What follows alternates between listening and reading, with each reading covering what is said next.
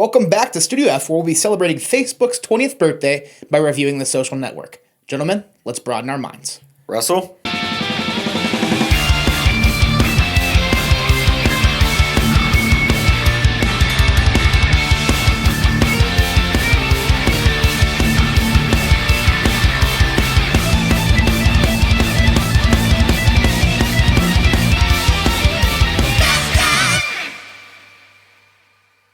Welcome back to Fast Times with Willy B. I'm Willy B. I got Brennan back. Brennan, how we feeling today? No, feeling good. Feeling good? Actually happy about this one of the three that we've done so far. Yeah, Facebook's birthday. Happy birthday to the social media, mega star at this point. Crazy that it's 20 years old. Right. As being 5 years old when it was made, it really doesn't feel that old because we didn't get it until... Right. So it almost feels like it's like maybe 15. But yeah. And I mean, even then we had to, adjust our birth year a little bit, just so we can have those accounts. I think I'll be 36 this year. But. Yes, something like that. But no, 20 years old, crazy, still super prominent today, not a social media that went by the wayside like MySpace or anything like that. I mean, it's still one of the most used personally for marketing, everything. And, so we're going to review the movie The Social Network. Came out in 2010, a David Fincher film. Both of us huge Fincher fans. This is one of our favorites of his, especially you. There was nobody else I went on this podcast today. I saw Facebook's 20th birthday coming February 4th, and I was like, Brennan's my guy. Great cast. Jesse Eisenberg plays Mark Zuckerberg. Andrew Garfield plays Eduardo, who is the co-founder of Facebook. You have Justin Timberlake playing Sean Parker, who's this guy that came along and kind of crashed the party. Armie Hammer, he plays twins, the Winklevoss, which are now, you mentioned Dumb Money, a movie that came out last year. They make an appearance in the end credits there, so they're still doing things. But all in all, great cast. Brenda Song, if you're grew up with Disney, she's Sweet Life. She's the girlfriend there, the crazy girlfriend of Eduardo there for a little bit. So. Some very recognizable faces, some big names in Hollywood. I mean, you're making a movie about Facebook with David Fincher and the director's chair. You're going to get some big names. Right. So let's start with the good, and there is a lot of good to talk about. This is one of my favorite character studies. It's honestly a pure dopamine rush every time you watch it because it almost, it's a character study, a biography, but at the same time feels like a thriller. And I think David Fincher is the reason why. David Fincher obviously does a great job at creating suspense, creating that thriller aesthetic. And he does it again here with The Social Network. Yeah, for sure. I don't know. I love this movie. So for me, mostly everything, if not everything, is going to be in this good category. It's a good category. I'd even put it as great. Everything about this movie, absolutely loved. It's one of those ones. Other great things, it's obviously shot very well. Cinematography is fantastic. Usually when you get a Fincher film, you're getting...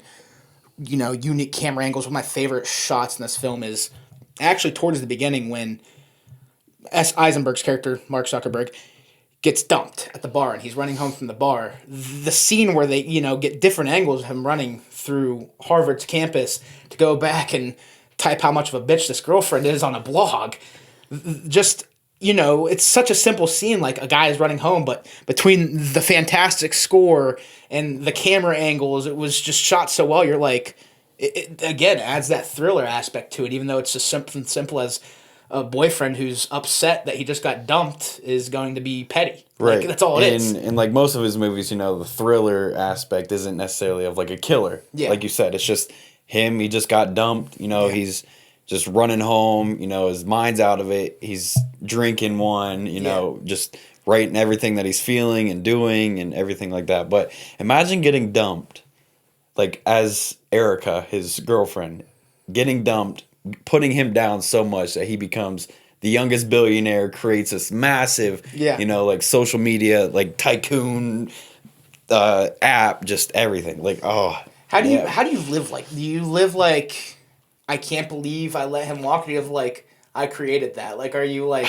I feel like if you live like, I could have had this, I could have had that. Like, that's got to be so unhealthy. Yeah. Like, and then you're obviously a gold digger. Yeah, I mean, yeah, just like the what could have been had you not have broken up with him is. I mean, it's endless. Like you could be, living on mounds of cash. Well, it's for just sure. insane. Crazy to think about. But, I mean, not necessarily. I mean, who says that breakup doesn't happen if he goes and creates that's Facebook? true. And as the movie goes on, you know, like you see different things, which I'm sure we'll touch on.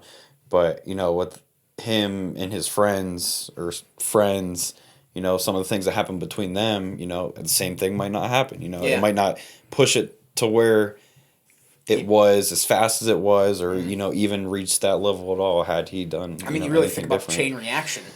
Him going home, writing about her, turns into his roommate basically suggesting another hot or not. Yeah. That turns into them stealing all of the internet and hacking Harvard. That turns into the twins realizing he has the capability of doing big things and signing him on for the social media that's between Harvard people. Yeah. That leads to him thinking big picture, why don't we do this for everybody in the Facebook? And then, obviously, the rest is history. It's 20 years later now, and we're still living with it. And it's still a top 3 social media. I would say growing, expanding, adding things. Every day. You know, I just, the mind of Zuckerberg just seems insane. And another reason I think, you know, this character study is one of the best is when this movie came out, Zuckerberg came out and said that a lot of the movie wasn't true. And let's be real, if you or I had a movie made about us where 90% of it's us being a schmuck, you'd probably lie about it. Oh, for sure. Then, you know, some of the stuff comes out with what's going on. And just as time has gone, this movie's made more and more sense. And it's still so prevalent today. I think it's a movie that in this digital age will never not be relevant. Yeah. No, like you said, so I heard that the writer of this movie, I forget his name, he based a lot of it around, I think it was a book, like Accidental Billionaires or something. Yeah. I could be butchering that. But then he even reached out to Zuckerberg and denied that. So, I mean, if he's doing his research, you know, I mean, how far off could you be? Yeah. But then, like you said, I mean, if it's just a movie basically bashing somebody, I mean, I'd be in denial too, for sure. Like, no, that wasn't me. Right. I mean, I know some of the things like that he like heavily declined was the partying, which honestly, you know, kind of getting an idea of how Zuckerberg is, I could see him not being the biggest part of that. Right, for sure. But the rest of it, I mean, let's be real, like the news has never shined a really good light on Mark Zuckerberg. No, so not at all. Him being conceited, arrogant, and kind of a bad friend would not surprise me by any means. Like, yeah, for sure. Like if it came out and he's like, yeah, this, I don't think anybody would be surprised. Yeah. So I kind of mentioned the score. I don't want to skip right over that because, I mean, this score is one of my favorites. Trent Reznor and Atticus Ross, I believe, are the two guys on the score. They, again, created that kind of has like a techno feel to it because it's, you know, social media, but it also has thriller. Like it's just adds suspense, even though there's not necessarily anything to be suspenseful of. I know, exactly. Yeah. In Motion is my favorite song on this soundtrack. And that plays when he's creating, you know, the hot or not, the face swaps. Yeah. This girl or that girl. And, you know, the beginning of this movie, you talk about a great opening. It sucks you in, and like I said, it's a dopamine rush for the whole runtime. It's really hard to not watch. Right. You know, I mean, like you said, just like the score just captivates everything. Like from the jump, you know, I mean, you got the bar scene, which like what, 5 minutes or so, and then just instantly, like you said, that your favorite soundtrack of this just really ropes you in, and just from the jump, it's just, you know, go from there. Yeah, because from there, it's creating this huge monster, and then obviously you're jumping in between now and flashbacks. Most of the movie is a flashback. I like how they did that too. The like, present is the court case. Yeah, I like how they kind of like split it up and just threw bits and pieces of the court case to kind of tie everything in with what's going on. I think it helped with the pacing. I did too. I think, you know, doing more court case could have slowed things down, but kind of like letting them talk about how they felt and then showing us what they're talking about. Yeah. Kind of like, because it's that element of, okay, you mentioned this, now I want to know more, and then you show me more. Yeah. So it's really cool. Fincher did a great job. And you know, you mentioned Fincher, and you talked about how suspense or all of that is not always a killer. For Fincher, most of his movies, it's in that realm, you know? Yeah.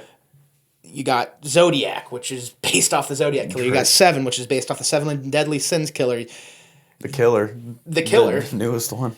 And that's why I love The Social Network, because they had this guy who, you know, dabbles in a lot of dark stories, and you let him still put his touch on something that necessarily doesn't fall in that same category. Yeah. The Social Network doesn't fall in the same category as serial killers. No, but you let him put his touch on it, and that's what I think worked out. Yeah, and I think it shows a lot about him that he could move on from, being clumped with these serial killer, just killer in general type suspenseful things and make, something that shouldn't be suspenseful necessarily and make it exactly that. Yeah, because this only came out a few years after Zodiac, and then the movie that, followed this was Gone Girl. So, yeah.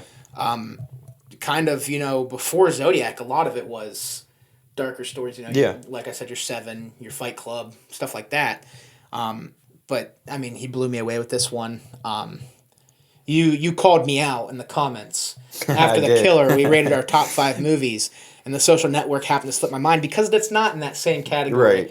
But after you called me out in the comics, no Social Network for the top 5, and I was like, oh, shoot, that knocks The Killer out. And we were reviewing The Killer on that episode, and 100% this is a better movie than The Killer. For me, I would go as far to say this is probably top 3 Fincher for me. So I think I put this at 1. At 1? Yeah. I'm a sucker for Seven and Zodiac. I was going to say, so 7 I haven't watched at all, which I know I need to. Fight Club. It's probably 4 for me. So and I love Fight Club. So I need to rewatch that. So I think I have it so low because for some reason it was like an English or writing class in college that I had to watch it for. God, that'd been a fun class. Well, I'm watching it not for the enjoyment and trying to enjoy. Like I have to look for certain things. Yeah. Right. I'm watching it for this assignment, not watching it to enjoy it. I got to be aware of certain things so I can make a note or something for whatever the assignment, the paper, whatever I'm doing. So definitely need to rewatch that for sure. Fight Club. Fight Club and Social Network are close for me. I might put, depending on how I wake up, Fight Club might be 3, Social Network 4. But my top 4 David Fincher movies are all top tier. I'd go as far to say Fincher's top 3 director. And definitely top 5. How you said, depending on how you wake up, I think that can go with a lot of them. Yeah. I think they can all be interchangeable. One day you're feeling this one more, and I don't necessarily think there's an argument against it. This is Fincher, for sure 1, 2, 3, 4. With Fincher, it's almost easier to create tier lists. Okay, these are the A tier. These are the ones that are definitely always behind these 4. Yeah. A tier, A tier for me is probably Zodiac and Seven. A minus tier might be Social Network and Fight Club because I can't give them less. I can't give them a B. Yeah. And then I'd say B plus tiers. Gone Girl, The Killer, anything else that... So there's quite a few. What was... it's a way off one. He also did... was it Aliens or Alien 3? I think it was Alien 3. He did Alien 3. But there was another one that... I think... It's going to blow... I haven't watched it. It was some random one that I think you watched, and it was easily the worst of the ones that... I'm drawing a blank. I am too. But of the ones we mentioned, there hasn't been any that I've... No, but that's kind of what I was saying. So, you said, obviously, tier list, this one's well below the others. Yeah. And so, can't even think of it. That's how, well below Gone the others. Girl. No, there was another one. Because I would still put Gone Girl in B plus category. I wouldn't put it below The Killer. I'd have Gone Girl ahead of The Killer. Anyways, we can go on and on about Fincher, man. Yeah, Fincher's one of those directors that's, in the same category for me as the Coen brothers and the sense that they don't have a bad movie. Yeah. Wes Anderson's another one. Wes Anderson's worst movie is a 7 out of 10. And that's my opinion. That's not definitive. Yeah. But in my opinion, he's one of those directors that you throw a movie of his on, you're going to have a good time. Yeah. And The Social Network is a prime example of that. It's one of his best.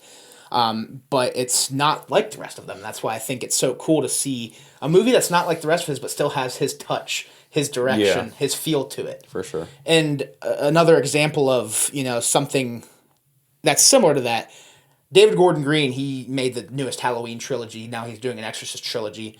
Whether you like the movies or not, I love David Gordon Green's cinematography. And you can really feel it in Exorcist. And I think that's why I liked Exorcist more than most. Fincher's another one like that. You just know it's a Fincher movie. Yeah. You feel it. And if I would have watched The Social Network and I didn't know who the director was, his name would have been one of the first ones I called out. Yeah. In guessing. Yeah. Not that they're all similar because, they're not. But like you said, his touch It's a very, like, I feel like a well-known... Every movie he makes is a thriller. Yeah. He knows how to provide the element of suspense better than most. Yeah. Better than almost everybody. And I think this shows it a lot. You know? Like, for sure. Like we've said multiple times, not really a thriller, suspenseful movie, but he finds a way. Adds it, amplifies it, and just... what did they say in Jurassic Park? Life finds a way. Fincher finds a way to make every movie he makes a thriller, and I love it. Because thriller is honestly probably one of my favorite genres. You know, obviously I'm a big horror guy. Thriller's almost a subcategory of horror.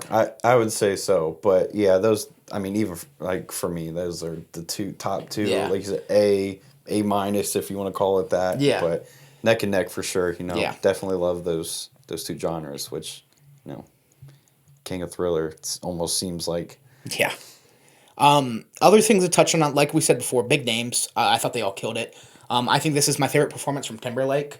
Andrew Garfield at this point is one of my favorite actors. Yeah. He doesn't have the biggest catalog. Right. But everything he's in, I love. There's actually a movie of his I just saw that came out a few years ago that I haven't seen, and it doesn't have great reception, but I have a feeling I'm going to love it just because he's in it. Yeah. And it's Under the Silver Lake, so that's one I just added to my watch list. I think it's an A24 film, actually. But, you know, Hacksaw Ridge, whether or not you like the Spider-Man movies, he was a fantastic Spider-Man.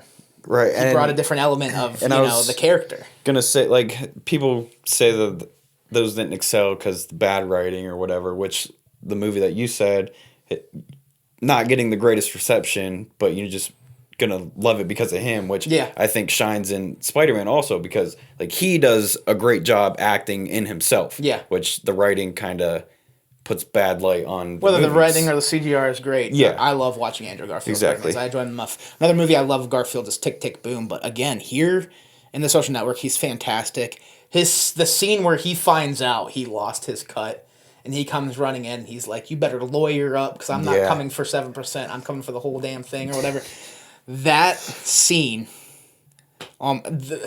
sorry, I'm not wearing my Prada. It's at the dry cleaners. Yeah.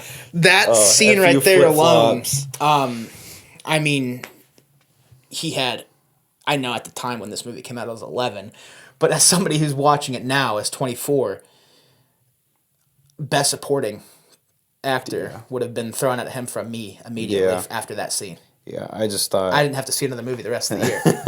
It came out in October, so... Just like you've touched on it. The casting, I thought it was phenomenal. Yeah. I don't think that they got anything wrong with it. No, they didn't. Everybody that they got, I think Eisenberg resembles Mark a lot. Oh, Eisenberg killed it. Sean Parker, same with being Timberlake. You know, I think those two resemble each other. But aside from that, just their jobs acting was phenomenal. Eisenberg actually was just recently in the news after the announcement of Nicholas Hoult being announced as Lex Luthor, and he said, "Don't do it like I did," and that's crazy because you look at Lex Luthor and you would watch that and you're like, who is this Jesse Eisenberg guy? Right. And it's not really his fault. Yeah. But you watch The Social Network and he embodied Mark Zuckerberg. Yeah. It was just that odd out, socially awkward guy that wants to be included in everything, and so makes this massive social media so he is included, whatever,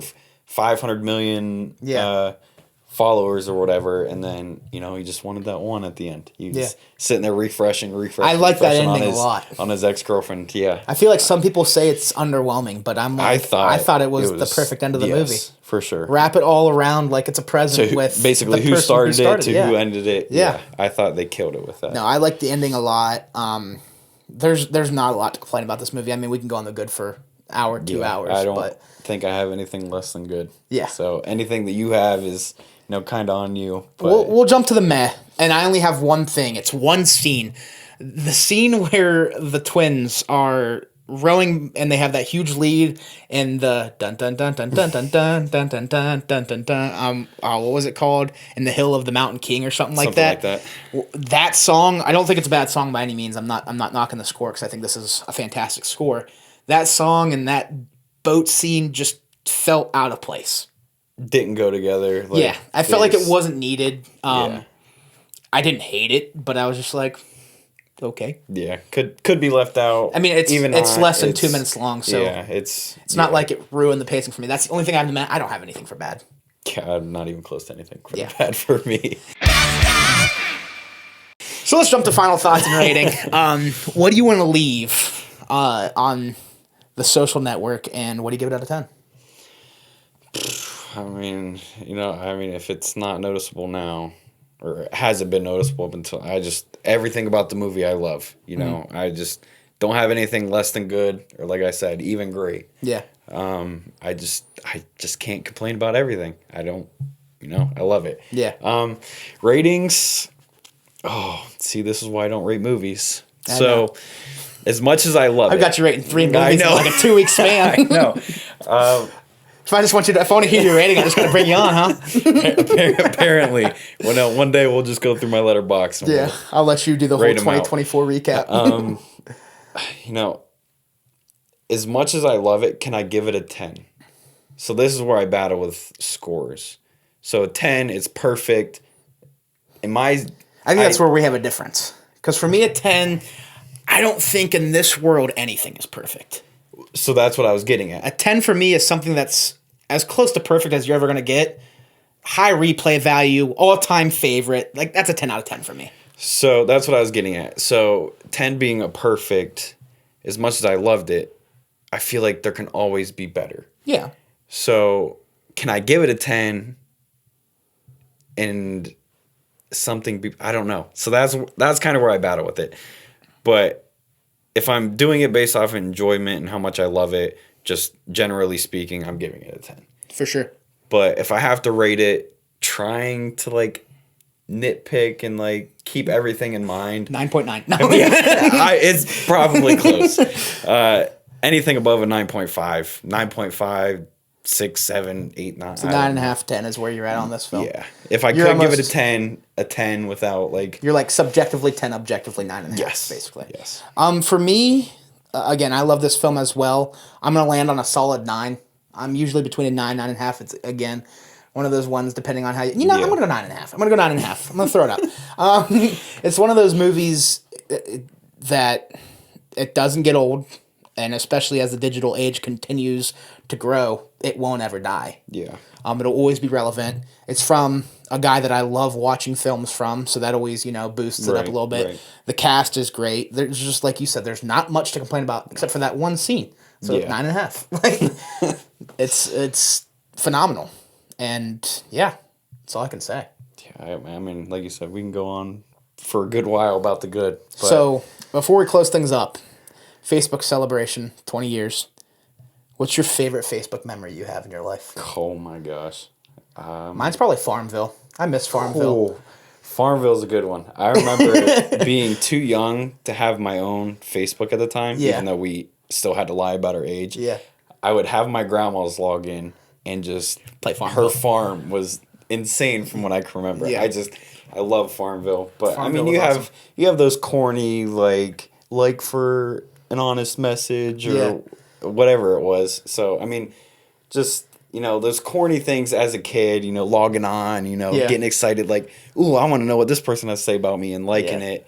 I think I have a picture with my cat on my head on my Facebook.